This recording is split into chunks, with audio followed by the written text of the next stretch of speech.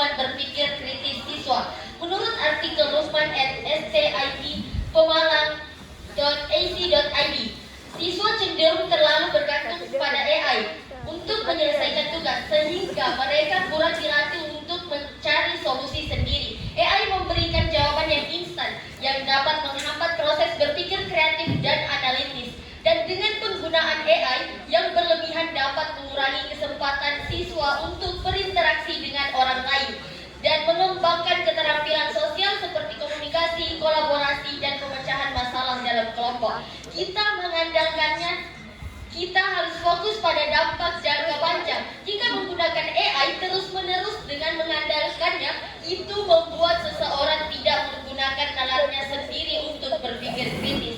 Menurut penelitian, presentasi siswa yang menggunakan AI untuk mengerjakan tugas sekolah di seluruh dunia per Juli 2024 selama survei global terhadap siswa yang dilakukan pada pertengahan 2024 ditemukan bahwa 86% mengatakan bahwa siswa menggunakan perangkat kecerdasan buatan dalam tugas sekolah mereka. Hampir seperempat dari mereka menggunakannya setiap hari. Dewan juri yang terhormat dan rekan tim berpikir kami dari tim kontra, jurnalis The New York Post Jessica Gross mengungkapkan sebuah pengalaman Leila Wells, seorang guru berpengalaman yang mencoba menerapkan kecerdasan buatan AI di kelasnya, namun hasil yang diperoleh justru mengecewakan. Sementara menemukan bahwa siswa cenderung menerima informasi yang diberikan oleh AI tanpa melakukan verifikasi lebih lanjut. Silahkan. Jika AI benar-benar merusak kemampuan berpikir kritis, maka mengapa banyak institusi pendidikan terbuka dunia terus mengembangkan dan mengintegrasikan AI dalam kurikulum mereka? Terima kasih. Baik, di sini saya akan bisa memberikan bukti di mana kalau AI memberikan pelajaran bagi kurikulum. Jadi baik, saya akan lanjutkan. Salah satu masalah utama adalah siswa menjadi kurang mampu berpikir kritis dan mengatasi kesulitan dalam tugas-tugas yang menantang. Sebuah contoh, misalnya seorang siswa yang sering mendapatkan tugas dari gurunya untuk dikerjakan di rumah. Dengan begitu ia mengandalkan AI, dan suatu ketika ia mendapat sebuah pertanyaan dari guru mengenai tugas tersebut, ia tidak dapat menjawabnya dikarenakan ia tidak terlatih dalam berpikir kritis. Alih-alih karena penggunaan AI yang membuatnya tidak berpikir kritis. Tidak ada lagi semangat pantang menyerah yang tertanam dalam diri mereka, ujar Martin. Mereka yang dianggap takut bodoh jika tidak dapat Dipersilakan. Saudara perhatikan tadi bahwasanya belum menjawab instruksi dari kami. Pada melanjutkan instruksi kami, Tim menyebutkan bahwa AI akan membuat siswa dan menghambat berpikir kritis dan bergantung pada orang-orang dan akhirnya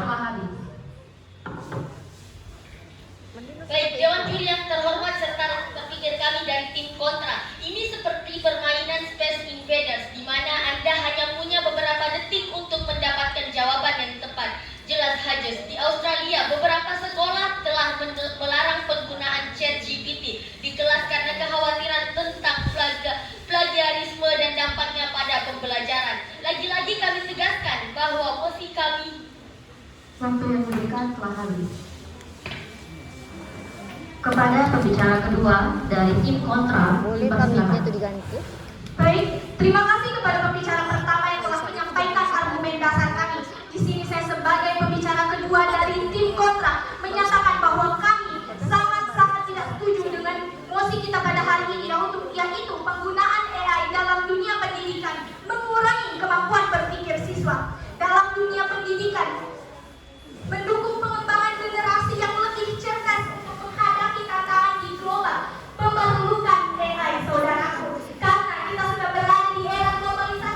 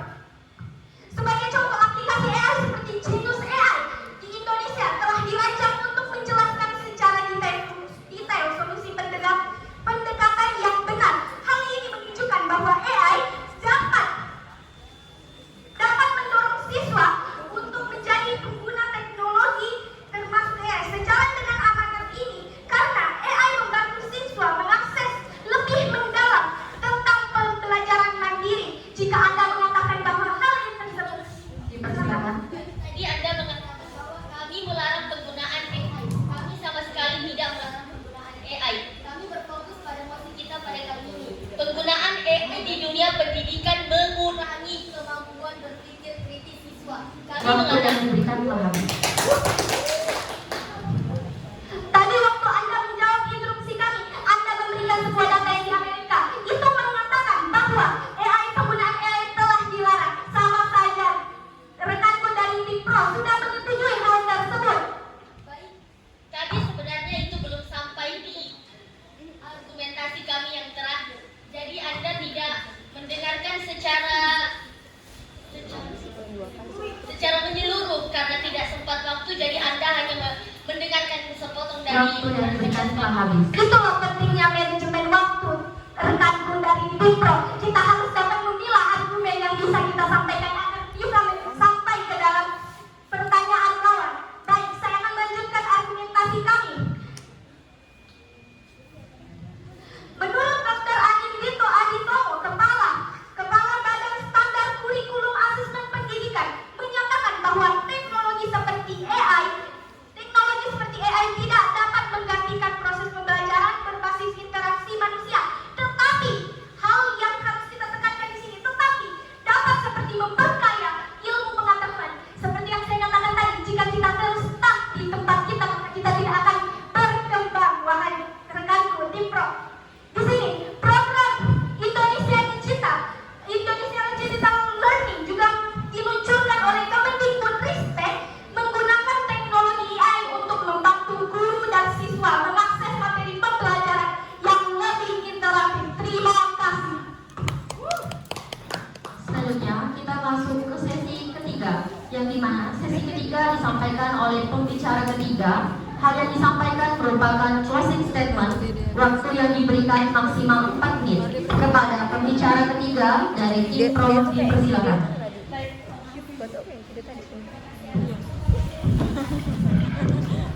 Sebagai penutup, kami tim Pro lagi-lagi sangat menyetujui dengan adanya mosi tersebut, yaitu penggunaan artificial intelligence alias AI di dunia pendidikan mengurangi kemampuan berpikir kritis siswa. Karena apa?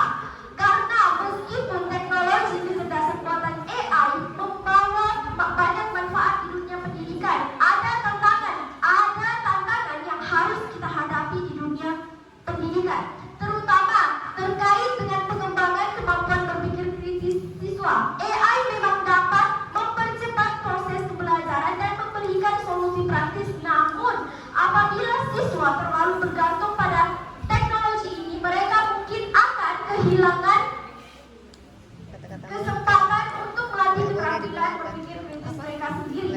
Ini bisa menciptakan generasi yang kurang mampu berpikir secara mandiri dan lebih bergantung pada keputusan otomatis dari teknologi. Kita tidak bisa membiarkan teknologi menggantikan kemampuan manusia untuk berpikir secara bebas dan karena apa? Karena di dalam konteks pendidikan, berpikir kritis adalah keterampilan yang sangat penting. Ini bukan hanya tentang mencari jawaban yang benar, tetapi tentang bagaimana cara kita menganalisis informasi, mengidentifikasi masalah, mengajukan pertanyaan yang relevan, dan membangun argumen yang logis. Tentu saja, kita tidak bisa menutup mata terhadap kenyataan bahwa AI bisa memberikan keuntungan dalam hal efisiensi, aksesibilitas, dan personalisasi pembelajaran. Namun, keuntungan ini tidak boleh mengalahkan kebutuhan mendasar kita dalam mendidik siswa untuk menjadi pemikir yang kritis dan kreatif. Dalam dunia yang semakin bergantung pada teknologi, sangat penting bagi kita untuk mengingatkan diri kita sendiri bahwa kemampuan berpikir kritis adalah keterampilan yang tidak dapat digantikan oleh mesin. Dilansir dari sumber The Guardian, How Artificial Intelligence is Changing Education and What It Means for the Future of Learning oleh L. Fisher pada tahun 2023. Artikel ini membahas tentang dampak AI pada pendidikan modern, termasuk kekhawatiran bahwa AI akan mengurangi siswa untuk berpikir kritis. Penulis berpendapat bahwa ketergantungan pada teknologi menurunkan tingkat kecakapan analitis siswa karena mereka lebih cenderung menerima informasi tanpa pertanyaan atau refleksi mendalam. Lagi-lagi dilansirkan dari Super Spreaders, AI in Education, The Importance of Critical Thinking and Human-Centered Learning oleh Arkesh Syama tahun 2022 juga mengungkapkan bahwa meskipun AI bisa mempercepat proses pembelajaran, jika siswa menerus menggunakan AI untuk menyelesaikan tugas-tugas mereka cenderung tidak mengembangkan keterampilan berpikir kritis. Kami dari tim Pro lagi-lagi menegaskan bahwa kami sangat menyetujui dengan adanya mosi penggunaan artificial intelligence alias AI di dunia pendidikan mengurangi kemampuan berpikir kritis siswa. Terima kasih. Dari tim Pro, apakah masih ada yang disampaikan? Selanjutnya, kita beralih ke pembicara ketiga dari tim kontra. Kepada pembicara ketiga dari tim kontra, dipersilakan. Lomba debat bersama teman bertemu juri dan kepala di mana kita pada sesi kesimpulan dengan harapan tim kontra dapat dimenangkan. Terima kasih atas waktunya moderator, tuan juri yang arif dan bijaksana, serta rekan pemikir kami dari tim Pro yang amat kami banggakan. Saya selaku pembicara ketiga dari tim kontra dengan tegas menyatakan bahwa kami sangat-sangat tidak setuju dengan nasi perdebatan kita kali ini, yaitu penggunaan AI di dunia pendidikan mengurangi kemampuan berpikir kritis siswa. Sebelum saya memulai kesimpulan, izinkan saya untuk meluruskan argumen lawan kami yang di mana ia salah mendefinisikan AI. Hingga detik ini, argumen kami belum terpatahkan.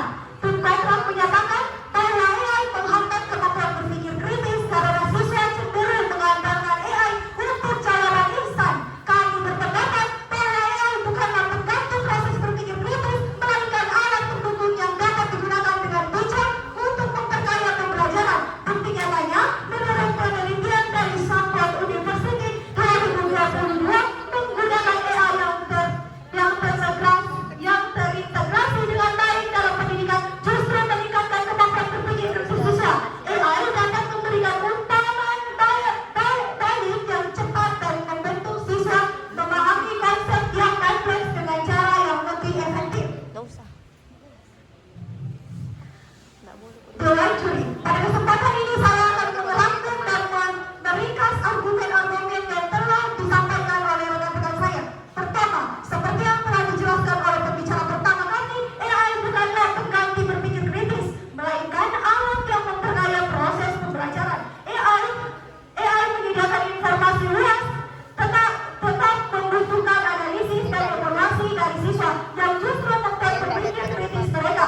Siswa harus memilih dan mengolah informasi yang diperoleh yang merupakan inti dari berpikir kritis. Kedua, pembicara kedua kami menerangkan bagaimana AI mendorong metode pembelajaran berbasis pemecah masalah. Dengan AI, siswa tidak hanya mendapatkan jawaban, tetapi juga belajar memahami logika di balik penyelesaian masalah. Ini adalah bentuk pelajaran yang mendorong keterampilan analisis dan pemikiran kritis yang lebih dalam. Ketiga, kita juga melihat bagaimana AI memperkaya literasi digital siswa. Di era digital ini, kemampuan berpikir kritis mencakup kemampuan untuk memahami, mengevaluasi dan menggunakan teknologi dengan bijak. AI membantu siswa mengembangkan keterampilan ini dengan memberikan tantangan etis dan moral yang memperlakukan refleksi kritis. Tuan juri, AI dalam pendidikan bukanlah ancaman bagi kemampuan. Sebaliknya, AI adalah alat yang mendorong dan memperkaya proses pembelajaran. Membantu siswa mengembangkan keterampilan berpikir kritis yang relevan dengan tantangan zaman modern. Kami percaya bahwa dengan penggunaan yang bijak, AI akan mencari mitra yang kuat dan menciptakan generasi yang cerdas, kritis dan siap menghadirkan masa depan. Sekali lagi, melalui closing statement kami dari tim kontra menyatakan dengan tegas bahwa kami sangat-sangat tidak setuju pada versi kita kali ini. Kami bangga menjadi tim kontra. Terima kasih. Dari tim kontra, apakah masih ada yang disampaikan? Selanjutnya, kita akan dengarkan tanggapan dari Dewan Juri. Kepada Dewan Juri, dipersilakan.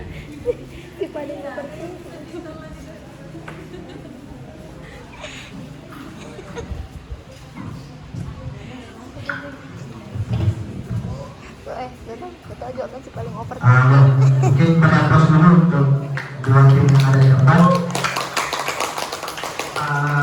Perdebatan yang menarik terkait AI. evaluasi pada poinnya sebenarnya pada metode pendapatannya dulu. Yang pertama, ada ibu sekalian, tadi saya sempat tanya panitia berapa hari waktu yang dikasih, ternyata sudah 3 hari waktunya. Dari bahannya saya rasa sudah sangat matang, dari tim pro dan tim kontra juga sudah menyiapkan segalanya. Bahkan tim pro tadi menyiapkan bahwa beberapa studi kasus, tim pro juga meyakinkan, tim kontra juga meyakinkan bahwa kemampuan intelijensi bukan untuk menggantikan, tetapi memang untuk alat bantu. Sangat bagus alat sekali perdebatannya. Cuma ada beberapa hal yang perlu saya sampaikan terkait metode perdebatan kita. Yang pertama, memang metode perdebatan kita memang membawa catatan memang ke depan, tapi memang perlu rasanya, kalaupun memang harus dibaca, perlu pengolahan intonasi yang bagus. Karena dalam metode perdebatan, penegasan dan kemudian kejelasan atau bagaimana meyakinkan itu ada di intonasi kata. Ketika teman-teman terlalu fokus pada catatan yang teman-teman bawa tanpa memperhatikan, maka esensi perdebatan itu kalau bisa memang matanya itu tidak melenceng sedikit pun. Kalau bisa tidak berkedip selama 4 menit itu bisa mata lawan itu ditatap tidak berkedip. Pokoknya bagaimana itu salah satu metode. Karena kalau fokus pada kemudian catatan, intonasi dari apa yang kita sampaikan itu datar. Yang awalnya kemudian mungkin ketika diubah intonasinya itu bisa meyakinkan kita dengan kejelasan. Tapi karena penyampaiannya datar, kita pun bingung esensinya itu penegasannya di mana, untuk peneganan katanya di mana dan sebagainya. Itu rasanya perlu. Jadi ke depan evaluasi untuk kita semua, untuk semua peserta, bahwa memang penting untuk kemudian kita tidak terlalu fokus pada catatan. Bisa kalau saya catatan itu karena metode beda. Kalau catatan bisa dikasih poin per poin. Jadi poin ini, ini yang saya mau sampaikan di awal. Misalnya buka 5 dulu, apa poinnya 1, itu dulu yang disampaikan, poin kedua ini itu dulu. Jadi kita sudah ada gambaran untuk melatihnya. Kalau poin ini saya sampaikan ini, poin ini saya sampaikan ini. Tapi kalau dicatat semua, teman-teman akan berfokus ke catatan itu.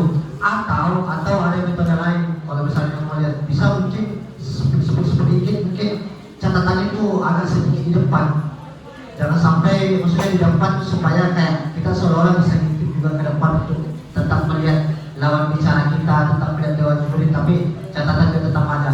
Tapi kalau teman-teman ngangkatnya begini kan kelihatan sekali gitu Kemudian jangan lupa tadi itu intonasi.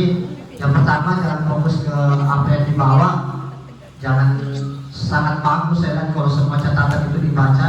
Kemudian yang kedua, penegasan katanya itu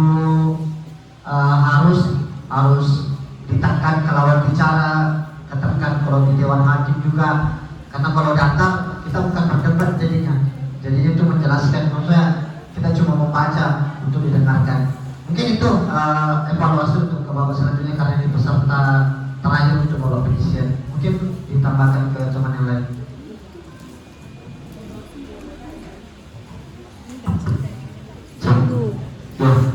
Sedikit menambahkan saja apa yang telah disampaikan oleh rekan Dewan Juri. Pada dasarnya saya ingin mengatakan seperti ini. Sebenarnya letak kerancuan informasi antara pro dan kontra kadang tidak sinkron, karena terkadang kita cenderung berfokus kepada lebih banyak memakan waktu di menjawab pertanyaan. Jadi menjawab pertanyaan itu jangan memakan waktu 1 menit seperti itu. Kalau dalam debat seperti itu kalau menurut saya, karena perdebatan kuncinya adalah bagaimana kemudian kita bisa mempertahankan argumentasi kita. Kita terkadang ketika menyampaikan informasi, menyampaikan argumentasi, kita terkadang terkecoh dengan apa pertanyaan yang dilontarkan ke kita, sehingga apa tadi yang barusan kita sampaikan kita lupa seperti itu. Kemudian di dalam metode perdebatan juga hindari kata-kata seperti ini. Kalau tidak salah, mungkin itu kan bahasa-bahasa itu yang tidak bisa kita gunakan dalam metode perdebatan. Karena kenapa? Itulah yang salah satu membuat keyakinan kita yang disampaikan ini hoax atau tidak. Kan ada kata kalau tidak salah, atau mungkin bilang mungkin itu tidak bisa kita pakai dalam metode perdebatan karena tidak meyakinkan kepada lawan teman berpikir. Kemudian yang terakhir, sebenarnya saya entah tadi saya mendengar atau tidak, bagusnya ini ada yang singgung tadi persoalan sistem pemerintah berbasis elektronik di tahun 2025 karena mungkin ini juga yang akan diterapkan dan ini ada kaitan dengan penggunaan. Nah, jadi kalau ada yang singgung persoalan itu lebih mendapatkan poin lagi seperti itu. Tapi semua informasi yang disampaikan tadi sudah sinkron, sudah baik. Cuma terkadang kita terkecoh dengan pertanyaan lawan, sehingga kita lupakan argumentasi yang kita sampaikan tadi. Seperti itu kita kadang lupa karena memang harus ada manajemen waktu seperti itu. Dan terakhir kalinya itu saja kalau dari saya, pembicara pertama, kedua dan ketiga harus sinkron. Jangan sampai pembicara pertama lain yang disampaikan, pembicara kedua juga lain, kemudian closing juga lain seperti itu. Jadi mungkin itu saja yang dapat saya sampaikan. Selain beliau diri lebih kurangnya mohon dimaafkan. Wa bermaaf dalam komentari. Assalamualaikum warahmatullahi wabarakatuh.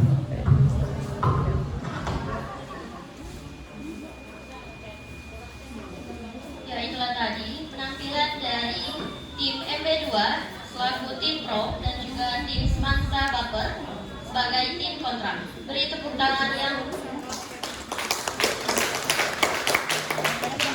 kepada masing-masing tim. Bawa perubahan. Kembali ke tempat duduk.